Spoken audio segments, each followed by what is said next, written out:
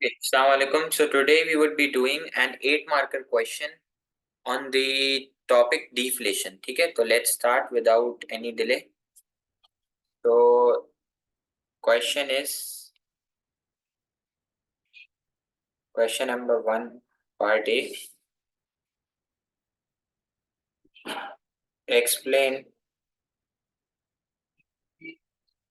how the rate of deflation. Explain how the rate of deflation.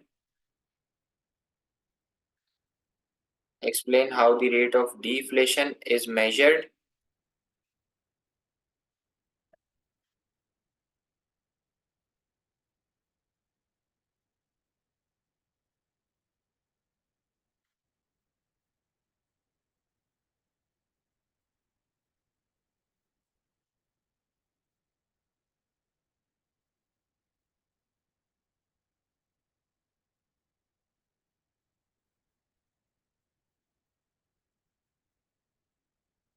ठीक है, तो आपका क्वेश्चन है explain how the rate of deflation is measured and the impact and the impact of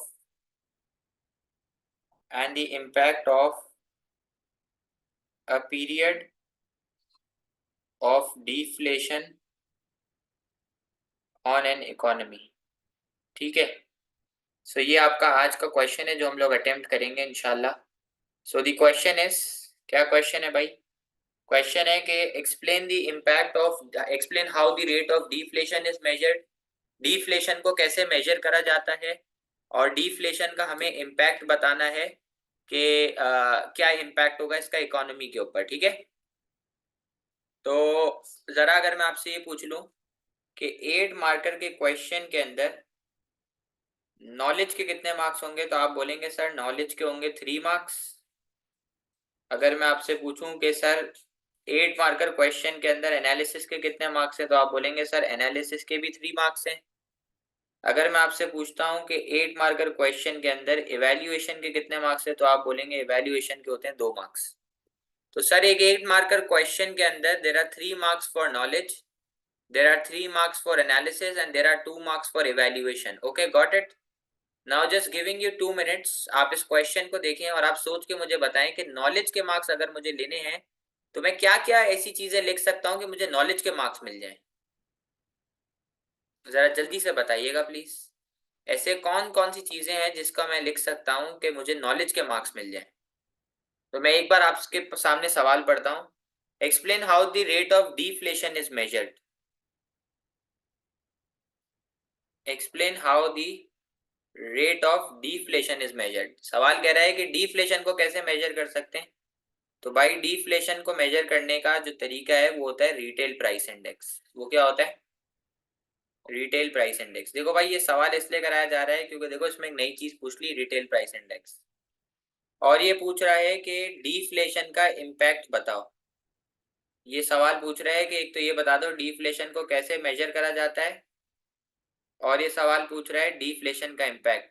तो impact can be positive and impact can be negative. Okay, सही. तो अगर मुझे डेफिनेशन देनी है तो मैं सीधा सीधा डिफ्लेशन की डेफिनेशन दे सकता हूँ. नॉलेज के मार्क्स उठाने के लिए मैं डेफिनेशन दे सकता हूँ डिफ्लेशन की. तो सर ये डिफ्लेशन क्या होती है बेटा, आप सबको पता है कि डिफ्लेशन का मतलब होता है प्राइस का कम होना. सर ये डिफ्लेशन क्या होती है बेटा, डिफ्लेशन का मतलब होता है प्राइस का कम होना. यानी कि डिफ्लेशन तब होगी जब प्राइस लेवल नेगेटिव में चला जाएगा. सर डिफ्लेशन का मतलब होता है प्राइस का कम होना, और डिफ्लेशन डिफ्लेशन तब होती है जब प्राइस लेवल नेगेटिव में चला जाएगा. ऐसा ही है. फिर आप इसको बताओगे कि डिफ्लेशन को मेजर करने का तरीका क्या होता है. तो आपने बोला sir deflation can be measured.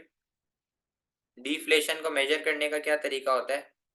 Deflation को मेजर करने का तरीका ये होता है कि आप डिफ्लेशन को रिटेल प्राइस इंडेक्स या फिर कंज्यूमर प्राइस इंडेक्स के थ्रू मेजर कर सकते हो. तो इसके बारे में जब आप बताओगे तो आपको पता चल जाएगा. सर क्या क्या लिख सकते हैं इसके अंदर. इसके अंदर हम लोग ये लिखेंगे कि गवर्नमेंट जो है गवर्नमेंट जो है वो स्टैटिशियंस को हायर करेगी, स्टैटिशियंस को हायर करेगी और उन स्टैटिशियंस को बोलेगी कि सर्वे करो। सर्वे का मतलब है कि लोगों के घर घर जाओ। किन लोगों के घर? हाउस होल्ड्स के घर घर जाओ। क्या बोला भाई? गवर्नमेंट जो है वो स्टैटिशियंस को हायर करेगी और उनको बोलेगी कि सर्वे करो। सर्वे करने का मतलब है कि लोगों के घर घर जाओ। हाउस होल्ड किधर जाओ? हाउस होल्ड के घर घर जाओ। और हाउस होल्ड के घर घर जाके क्या करो? हाउस होल्ड के घर घर जाके बास्केट ऑफ गुड्स पता करो। क्या बोला भाई? हाउस होल्ड के घर घर जाके क्या पता करो? हाउस होल्ड के घर जाके पता करो बास्केट ऑफ गुड्स। सर ये बास्केट ऑफ गुड्स क्या होता है? ठीक है सर, ये बास्केट ऑफ गुड्स क्या होता है भाई? गवर्नमेंट जाएगी, गवर्नमेंट स्टैटिशियंस को हायर करेगी और उनको बोलेगी आप सर्वे करो। सर्वे के अंदर क्या बोलेगी कि आप हाउस होल्ड्स के घर जाओ और बास्केट ऑफ गुड्स को कैलकुलेट करो। बास्केट ऑफ गुड्स को कैलकुलेट करने का मतलब है कि वो गुड्स का पता करो जो बहुत फ्रीक्वेंटली यूज होते हैं। तो इधर लिख दो goods which are frequent in consumption. Goods which are frequent in consumption. क्या पता करो भाई? आप वो गुड्स पता करो जो कि बहुत फ्रीक्वेंटली यूज होते हैं कंजम्पशन के अंदर। तो क्या बोला भाई? मैंने ये बोला कि आप पता करो बास्केट ऑफ गुड्स और आप पता करो वो गुड्स जो कि बहुत फ्रीक्वेंटली यूज होते हो। जैसे कि भाई आप फूड बहुत फ्रीक्वेंटली यूज करते हो, आप जो है वो अकोमोडेशन को बहुत फ्रीक्वेंटली यूज करते हो। ठीक है, आप पता करो। जैसे मैं इधर लिख देता हूँ, बास्केट ऑफ गुड्स में पता करा कि भाई इंसान जो है वो इन तीन चीजों के ऊपर खर्चा कर रहा है, फूड, शेल्टर और अकोमोडेशन, मतलब रोटी कपड़ा मकान के ऊपर। ठीक है, तो भाई गवर्नमेंट ने क्या करा? गवर्नमेंट ने जो है वो स्टैटिशियंस को हायर करा और उनको बोला कि आप घर घर जाओ, लोगों के घर घर सर्वे करो और बास्केट ऑफ गुड्स बनाओ, यानी कि वो गुड्स को आइडेंटिफाई करो जो बहुत फ्रीक्वेंटली यूज होते हैं। तो आइडेंटिफाई ये करा कि भाई एक इंसान रोटी, फूड और कपड़ों के ऊपर और इनके ऊपर खर्चा कर रहा है। ठीक है, सही है। फिर इनको आइडेंटिफाई करने के बाद आप इनको वेट्स दो। ठीक है, गिव देम वेट्स। इसके बाद आप क्या करो? आप इनको वेट्स असाइन करोगे। क्या करोगे? आप इसके बाद इनको वेट्स असाइन करोगे। ठीक है,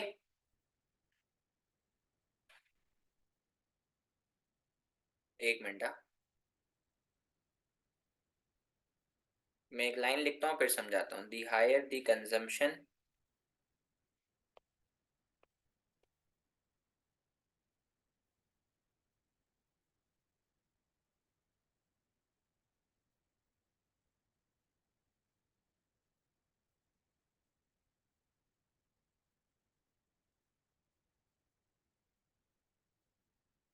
अब देखो इधर लिखा है कि भाई आप बास्केट ऑफ गुड्स को आइडेंटिफाई करने के बाद उनको वेट्स दोगे। सर वेट्स किस बेसिस के ऊपर दोगे? वेट्स दोगे आप इनकम की प्रोपोर्शन की बेसिस के ऊपर। सर वेट्स किसकी बेसिस के ऊपर दोगे? इनकम की प्रोपोर्शन के ऊपर। Income proportion on consumption of different goods. क्या लिख देता हूं इधर? On consumption of different goods. ठीक है, मुझे पहले पूरा बताने तो फिर मैं कहानी सुनाऊंगा, 5 मिनट में याद हो जाएगा। ठीक है, मैंने आपको क्या बोला? मैंने आपको ये बोला कि आप वेट्स दोगे और वेट्स किस बेसिस पर दोगे? आप ये चेक करोगे कि कितना पैसा इंसान कौन से गुड के ऊपर खर्चा कर रहा है इन तीनों में से, फूड, शेल्टर, अकोमोडेशन के अंदर। सही है, और जितनी ज्यादा इनकम उस गुड के ऊपर स्पेंड हो रही है उतना ज्यादा उस गुड का वेट है। जैसे फॉर एग्जांपल मेरे पास 100 रुपए हैं, तो मैं 80% खर्चा खाने पे कर रहा हूँ और 20% जो है मैं रहने के ऊपर, अकोमोडेशन के ऊपर कर रहा हूँ। तो जितनी ज्यादा इनकम है उतनी ज्यादा वेट है ना। तो फूड की जो इंपॉर्टेंस होगी वो होगी पहले नंबर पे, अकोमोडेशन होगी दूसरे नंबर पे और शेल्टर होगी तीसरे नंबर पे। इतनी बात समझ आई सबको? तो भाई डीफ्लेशन को मेजर करने का जो एक तरीका है वो है आरपीआई। सर ये आरबीआई सीपीआई क्या है भाई? RPI is a way to measure rate of inflation. Sir how do we measure rate of inflation? Government will hire a statisticians और जिनका काम होगा हाउस होल्ड के घर जाके सर्वे करना। सर क्या चीज का सर्वे करें? ये लोग बास्केट ऑफ गुड्स का पता करेंगे। वो गुड्स आइडेंटिफाई करेंगे जो जो बहुत फ्रीक्वेंटली कंजम्पशन में यूज होते हैं। और जब वो उन गुड्स को आइडेंटिफाई कर लेगा तो उनको डिफरेंट वेट्स देगा। मतलब वेट्स का मतलब होता है इंपॉर्टेंस, वेट्स का मतलब रैंकिंग होता है। तो जिस गुड के ऊपर ज्यादा इनकम खर्च हो रही है, जिस गुड की ज्यादा कंजम्पशन हो रही है, उसको ज्यादा इंपॉर्टेंस दी जाएगी। जैसे मैंने अभी आपको बोला कि अगर मैं 80% खाने पे खर्चा कर रहा हूँ, 20% अकोमोडेशन के ऊपर। अगर मैं 80% खाने के ऊपर कर रहा हूँ, 20% अकोमोडेशन के ऊपर कर रहा हूँ, तो खाने का फर्स्ट रैंक है और अकोमोडेशन का दूसरा रैंक है, मतलब खाने का वेट ज्यादा होगा और अकोमोडेशन का वेट कम होगा। सही, यहां तक बात समझ आई? फिर उसके बाद मैं क्या करूंगा, उसके बाद मैं ये करूंगा, total all weight, total all weights of all goods in the basket, सारे जितने भी वेट्स हैं बास्केट के अंदर उन सबको टोटल करूंगा। जैसे भाई फूड का वेट आया, जैसे फूड का वेट आ गया, फूड का वेट आया है, फॉर एग्जांपल ले लो आप 80, ले लो फूड का वेट आया है 80। ठीक है, फूड का वेट आया है 80 और अकोमोडेशन का वेट आया है फॉर एग्जांपल 25। तो सर टोटल वेट कितना हो गया, टोटल हो गया 105। ठीक है, ये टोटल वेट हो गया, 80% फूड, 25% अकोमोडेशन, तो टोटल वेट कितना हो गया, टोटल हो गया 105। फिर इस टोटल के बाद आप इसको क्या करोगे, compare with base year. Total weight निकालने के बाद जैसे अभी मैंने 105 निकाला, इसको मैं कंपेयर करूंगा बेस ईयर से, और बेस ईयर तो आप सबको पता है हमेशा 100% ही होता है। और बेस ईयर के से कंपेयर करने के बाद चेक कर लो कि इन्फ्लेशन है या डिफ्लेशन है। Check whether there is, check whether there is inflation और डिफ्लेशन। ठीक है, समझ आया भाई क्या बोला? तो अगर मैं इसको कंपेयर करूं तो 105, 105 माइनस 100 आएगा 5%, तो मुल्क में 5% महंगाई है। अगर ये वेट आता -95%, तो अगर बेस ईयर से कंपेयर करूं तो डिफ्लेशन है -5% की। सही है, तो सर डिफ्लेशन को मेजर करने का एक तरीका होता है जिसको हम लोग कहते हैं आरपीआई। तो सर ये आरपीआई क्या है बेटा, आरपीआई है रिटेल प्राइस इंडेक्स। तो सर ये रिटेल प्राइस इंडेक्स क्या है? रिटेल प्राइस इंडेक्स इन्फ्लेशन को मेजर करने का एक तरीका है, एक बार वापस बता रहा हूँ। रिटेल प्राइस इंडेक्स इन्फ्लेशन को मेजर करने का एक तरीका है। क्या तरीका है भाई? सबसे पहले जो है वो आप हाउस होल्ड को बोलोगे, आप गवर्नमेंट को, गवर्नमेंट जो है ना कुछ स्टैटिशियंस को, कुछ लोगों को हायर करेगी जिनका काम होगा हाउस होल्ड के घर घर जाके सर्वे करे और बास्केट ऑफ गुड्स का पता करे, यानी कि वो गुड्स का पता करे जो बहुत फ्रीक्वेंटली यूज होते हैं, मतलब जो फ्रीक्वेंटली कंज्यूम्ड होते हैं। जैसे मैंने पता करा 3 goods, T, coffee and sugar, ये 3 चीजें बहुत फ्रीक्वेंटली यूज हो रहे हैं। फिर आप उन 3 चीजों को वेट्स दोगे। ठीक है, अकोमोडेशन का मतलब होता है हाउसिंग, ठीक है, रहने का जो होता है, रोटी कपड़ा मकान, मकान को अकोमोडेशन कह रहा हूँ। ठीक है, तो आपने आइडेंटिफाई करा 3 चीजें, टी, कॉफी और शुगर। फिर आप इन तीनों को वेट दोगे। अगर जैसे फॉर एग्जांपल मैं टी के ऊपर मैं ज्यादा चाय पी रहा हूँ, तो चाय को मैं, चाय के ऊपर ज्यादा वेट होगा, चाय को ज्यादा वेट दिया जाएगा, मतलब चाय को ज्यादा इंपॉर्टेंस दी जा रही है। सर चाय को ज्यादा क्यों इंपॉर्टेंस दी जा रही है? क्योंकि एक तो उसके ऊपर ज्यादा इनकम खर्च हो रही है और दूसरी चाय की कंजम्पशन भी ज्यादा है, तो चाय का वेट भी ज्यादा होगा, मतलब चाय को पहली रैंकिंग होगी, दूसरी रैंकिंग कॉफी को होगी, तीसरी रैंकिंग शुगर की होगी। फिर इन रैंकिंग्स को, इन रैंकिंग्स करने के बाद आप सारे वेट्स को ऐड करोगे।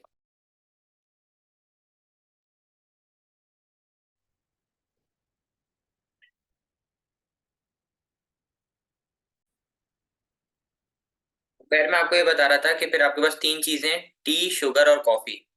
फिर आप इन तीनों के वेट्स पता करोगे और उनको, उन वेट्स के हिसाब से उनको इम्पोर्टेंस दोगे। और वेट कैसे पता चलेगा? इनकम को देख के पता चलेगा और कंजम्पशन को देख के पता चलेगा। जितनी ज्यादा इनकम खर्च हो रही है, जितनी ज्यादा वो गुड कंज्यूमर है, उतना ज्यादा उसका वेट होगा। फिर जितने भी इन तीनों गुड्स के जो भी वेट है, इन वेट्स को टोटल करोगे, ऐड करोगे, और ऐड करोगे तो आपके पास उस ईयर का, उस साल का महंगाई का रेट आ जाएगा। जैसे इधर आ गया 105%। फिर इस साल के महंगाई के रेट को पिछले साल से यानी कि बेस ईयर से आप कंपेयर करोगे। तो अगर तो करंट ईयर का इन्फ्लेशन बेस ईयर से ज्यादा है तो इट मींस के मुल्क में महंगाई है। अगर करंट ईयर का रेट बेस ईयर से कम है तो इसका मतलब है मुल्क में डिफ्लेशन चल रही है। तो is this clear to you guys कि आपको डिफ्लेशन कैसे मेजर करनी है? Coming back to the question, ये क्वेश्चन आप लोग खुद लिख के देंगे, मैं आपको सिर्फ मार्किंग स्कीम बना के दे रहा हूँ। इस क्वेश्चन की आपको लिखी हुई स्क्रिप्ट भी मिल जाएगी, लेकिन पहले आप खुद लिख के देंगे। ठीक है, सो क्वेश्चन है explain how the rate of deflation is measured. तो डिफ्लेशन की definition, how to calculate deflation मैंने आपको बता दिया। अब आप बताओगे इसको कि डीफ्लेशन का क्या इम्पैक्ट होगा। ठीक है, अब मैं डीफ्लेशन के इम्पैक्ट की तरफ चलता हूँ, लेकिन उससे पहले I would be needing your answer. क्या आपको ये क्लियर है जो मैंने आपको बताया अभी कि डीफ्लेशन कैसे कैलकुलेट करेंगे? हाँ जी।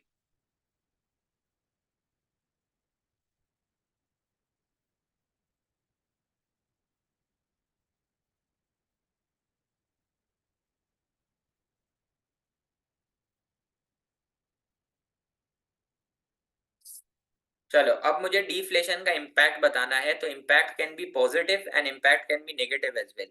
तो आइए मैं देखता हूँ डीफ्लेशन का क्या इम्पैक्ट होगा, अब आप गौर से देखिएगा।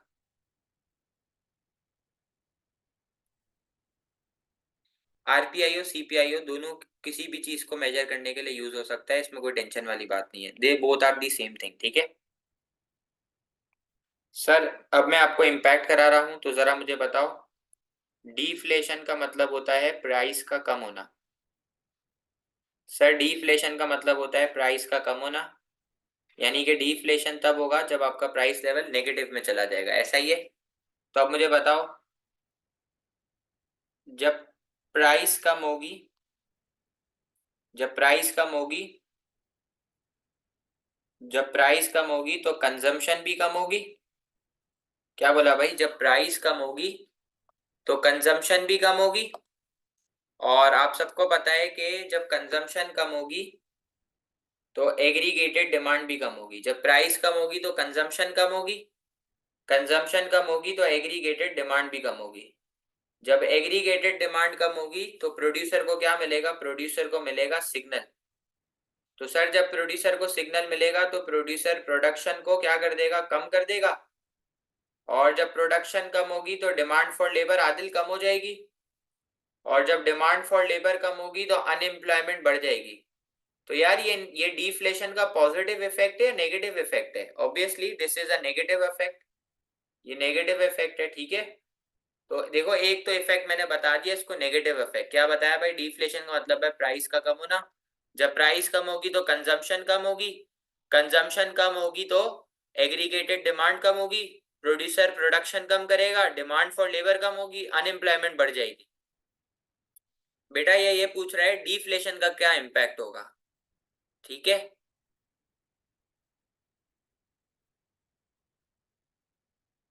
हाँ, डिफ्लेशन का इम्पैक्ट क्या होगा? प्राइस कम होगी तो कंजम्पशन बढ़ेगी। ठीक है, कंजम्पशन बढ़ेगी, प्राइस कम होगी तो कंजम्पशन बढ़ेगी, सॉरी सॉरी, एग्रीगेटेड डिमांड बढ़ेगी, प्रोड्यूसर को सिग्नल मिलेगा, वो प्रोडक्शन बढ़ाएगा, प्रोडक्शन बढ़ाएगा तो डिमांड फॉर लेबर बढ़ेगी और अनएम्प्लॉयमेंट कम होगी। तो ये डिफ्लेशन का पॉजिटिव इम्पैक्ट है कि डिफ्लेशन से अनएम्प्लॉयमेंट कम हो रही है मुल्क के अंदर। Thank you.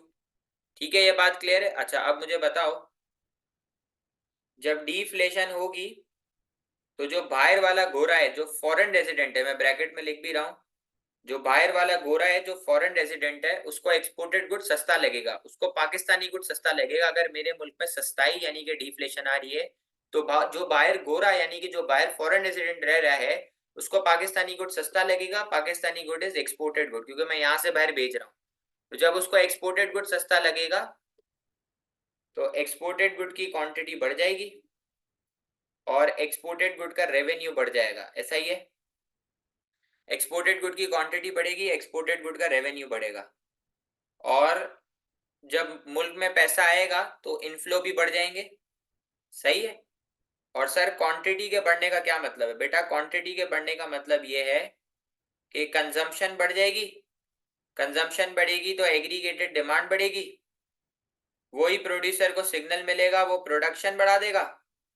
और जब प्रोडक्शन बढ़ेगी तो अगेन डिमांड फॉर लेबर बढ़ेगी और अनएम्प्लॉयमेंट जो है वो कम हो जाएगी। ठीक है, सही भाई। अब मुझे बताओ, जब डिफ्लेशन है मुल्क में तो बाहर वाले गोरे को, बाहर वाले गोरे को, बाहर वाले फॉरेन रेजिडेंट को पाकिस्तानी माल क्या लग रहा है? पाकिस्तानी माल सस्ता लग रहा है। जब डिफ्लेशन होगी मुल्क में तो बाहर वाले गोरे को पाकिस्तानी माल सस्ता लग रहा है। As a Pakistani, me as a domestic resident, हमें इंपोर्टेड गुड महंगा लगेगा, ऐसा ही है। तो मैं इधर लिखूं भाई, इसके मुकाबले में हमें इंपोर्टेड गुड महंगा लगेगा, तो इंपोर्टेड गुड की क्वांटिटी कम होगी और इंपोर्टेड गुड का एक्सपेंडिचर भी कम हो जाएगा, ऐसा ही है। इंपोर्टेड गुड का खर्चा कम होगा क्योंकि इंपोर्टेड गुड महंगा लग रहा है। तो आउटफ्लोज भी कम होंगे। तो जरा मुझे बताओ इसका इम्पैक्ट क्या होगा। इसका इम्पैक्ट होगा कि आपका बैलेंस ऑफ ट्रेड जो है वो किस में चला जाएगा बेटा, सरप्लस या डेफिसिट, जल्दी से कोई बच्चा बताए। बैलेंस ऑफ ट्रेड चला जाएगा सरप्लस में, क्योंकि एक्सपोर्ट का रेवेन्यू ज्यादा है और इंपोर्ट का एक्सपेंडिचर कम है। बेटा बैलेंस ऑफ पेमेंट हो जाएगा पॉजिटिव। सर क्यों पॉजिटिव होगा, क्योंकि इनफ्लो ज्यादा है, मुल्क में पैसा ज्यादा आएगा क्योंकि आप एक्सपोर्ट ज्यादा कर रहे हो, और आउटफ्लोज कम हो जाएंगे। ठीक हो गया भाई। क्या बताया भाई आपको, बैलेंस ऑफ ट्रेड और बैलेंस ऑफ पेमेंट किस में चला जाएगा, बैलेंस ऑफ ट्रेड सरप्लस में, बैलेंस ऑफ पेमेंट जो है वो पॉजिटिव हो जाएगा। तो ये डिफ्लेशन का एक और पॉजिटिव इम्पैक्ट है। ठीक है, ये डिफ्लेशन का एक और पॉजिटिव इम्पैक्ट है। सही है। सर कोई नेगेटिव इम्पैक्ट भी तो बताएं। मैंने बोला हाँ नेगेटिव इम्पैक्ट भी है, मैं आपको 1 मिनट का टाइम दे रहा हूँ। नेगेटिव इम्पैक्ट आपके सामने लिखा हुआ है, आपको सिर्फ देख के बताना है। जरा देख के बता दो नेगेटिव इम्पैक्ट क्या हो सकता है डिफ्लेशन का, आपके सामने है।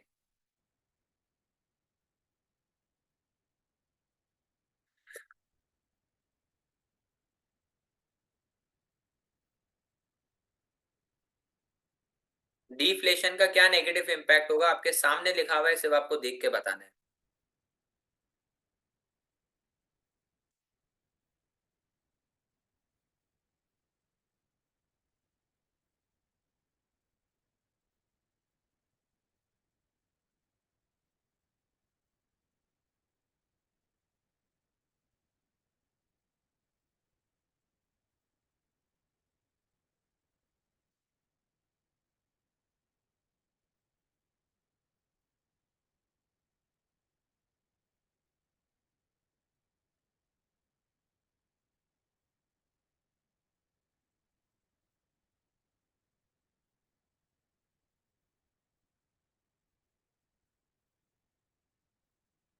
चलाओ मैं बताता हूँ आपके।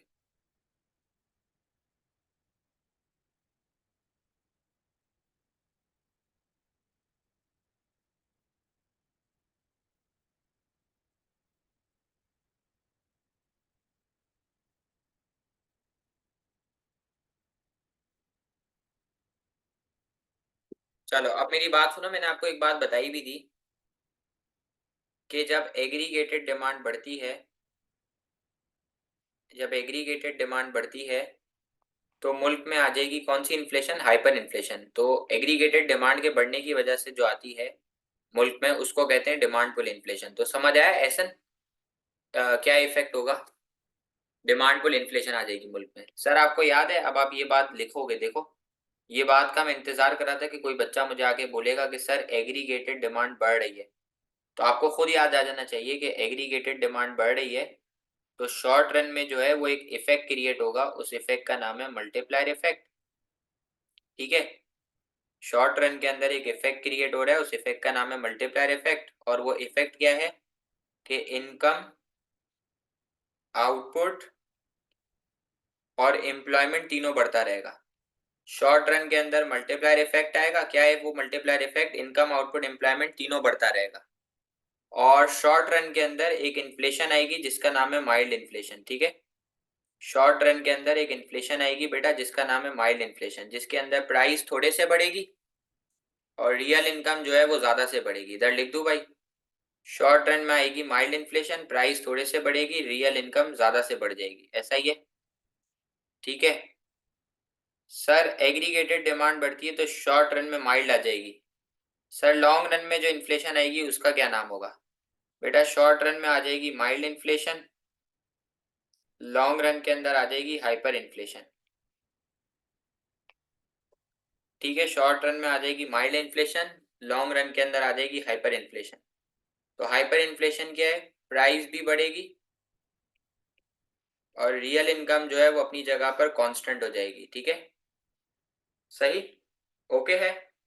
तो ये इन्फ्लेशन का एक नेगेटिव इफेक्ट है। ये क्या है, ये इन्फ्लेशन का एक नेगेटिव इफेक्ट है। ठीक है, सही। तो मैंने आपको बता दिया डिफ्लेशन की definition, how to calculate deflation through RPI या सीपीआई।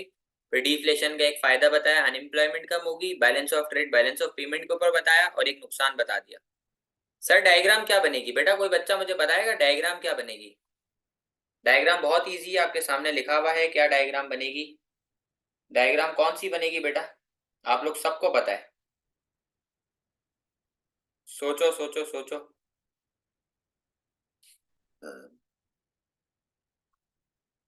डायग्राम आपके सामने है।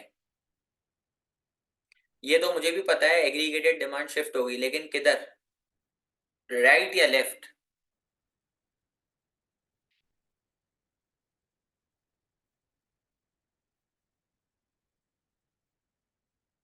राइट वर्ड, ठीक है, वो बड़ी वाली बनेगी, राइट। तो ऊपर मैं लिख दूंगा प्राइस लेवल, नीचे मैं लिख दूंगा रियल इनकम, ऐसा ही है। ठीक है, अब मुझे बताओ LRAS, long run aggregated supply का कर्व, चार सप्लाई कर्व को मिला के बनाए, perfectly elastic, perfectly inelastic, elastic inelastic. तो लाइन से बता दूं, परफेक्टली इलास्टिक होती है शुरू में सप्लाई, उसके बाद होती है इलास्टिक, उसके बाद होती है इनइलास्टिक, उसके बाद होती है परफेक्टली इनइलास्टिक। तो देखो भाई जरा, परफेक्टली इलास्टिक, इलास्टिक, इनइलास्टिक और परफेक्टली इनइलास्टिक। तो इन चार सप्लाई कर्व को मिला के जो कर्व बना है उसको कहते हैं LRAS। उसको क्या कहते हैं, उसको कहते हैं long run aggregated supply curve. इसको क्या कहते हैं, इसको कहते हैं LRAS।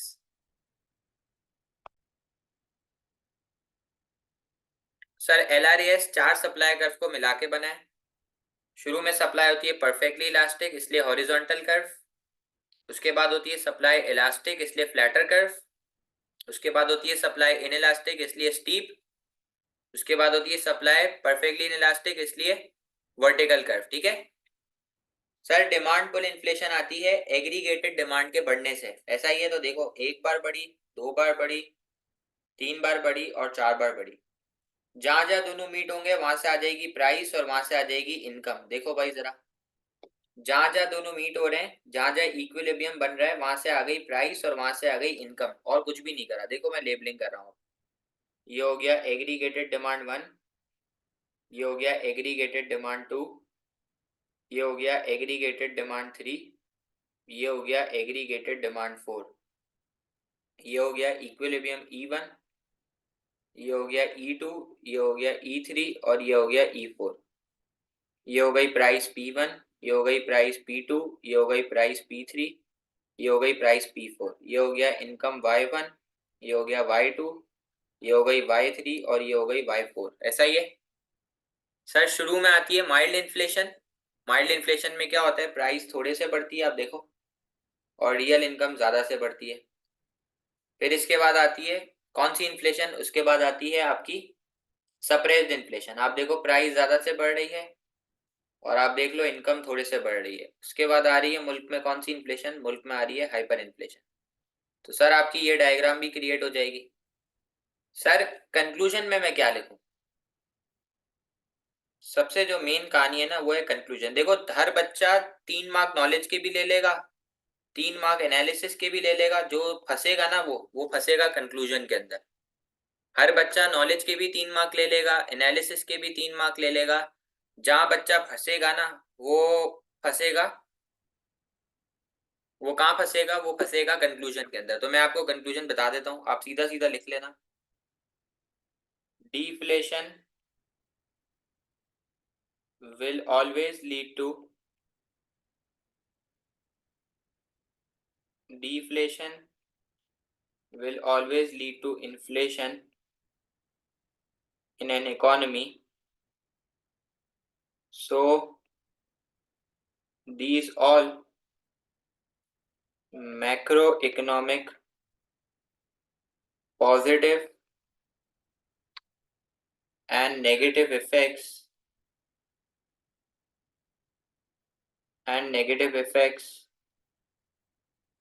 on an economy will be temporary. ठीक है भाई, क्लियर है। So this is the question, this is an homework for you. ये क्वेश्चन मुझे पूरा लिखा हुआ चाहिए, मैं वरना क्लास में नहीं आने दूंगा। ठीक है, डिफ्लेशन से इकोनॉमी रिसेशन में भी जाती है, बिल्कुल। डिफ्लेशन में जाने से इकोनॉमी रिसेशन में जाती है। अभी तो हमने डिफ्लेशन का इम्पैक्ट देखा है, ये डिफ्लेशन से सस्ताई हो रही है तो उससे क्या फायदे नुकसान होंगे। सही है, मैं PDF आपको व्हाट्सएप कर रहा हूँ, पिक्चर्स सेंड कर रहा हूँ। ठीक है जी, थैंक यू।